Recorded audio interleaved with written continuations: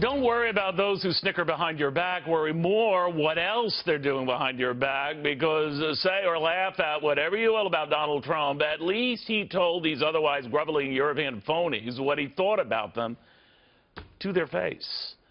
That might not be protocol, but it was unprecedented, and they ain't happy. The first president to state publicly what at least 3 of his predecessors had tried and tried to address privately, namely that most of his NATO colleagues were deadbeats.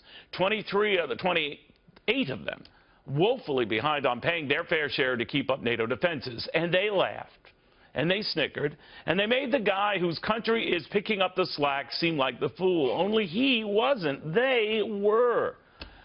They just weren't aware they were being caught on camera, looking like the blatant, phony hypocrites they were. President Trump, very aware, quite aware he was being caught on camera, pointing out the cheap, let the U.S. take care of it, malcontent ingrates they were. He told them to their face, and for that, the French are getting their pastries in a knot. Well, sacre bleu who?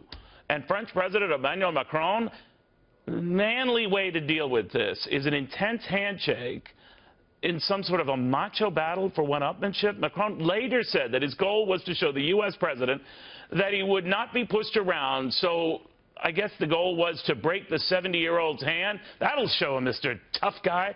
Are you kidding me? Just picture if Winston Churchill had done something like that with Adolf Hitler. Squeezed the Fuhrer's hand so tight, he'd think twice about messing with Britain. I guess that would have stopped all of those aerial bombings. Incredible? What is French for get serious? And what is German for get over yourself? Chancellor Angela Merkel upset that the U.S. would not go along with a climate deal that every other Western leader had. Is this the same unified Europe that railed against a menacing dictator named Slobodan Milosevic? Right in their midst. But let the former Yugoslavian leaders' war crimes and Balkan terror linger for nearly a decade before Bill Clinton had to intervene to broker a peace agreement from half a world away. Now, you could be snide and say just another case of America coming to the rescue of a Europe that couldn't handle the latest monster in its own backyard, but that would be snickering, wouldn't it? Just like you could say, telling the Germans to their face, that they can be very unfair at trade, which they can, and they are. It's just not done except behind closed doors. Where U.S. presidents, at least in the past, had tried but repeatedly failed to get their European colleagues to budge, or to somehow accuse the president of abandoning our commitment to NATO when he was attending an event for NATO. I guess saying we will never forsake the friends who stood by our side isn't clear, or adding for good measure, and we will never waver in our determination to defeat terrorism isn't to the point. He stated it is his view, his way. God forbid it wasn't their way.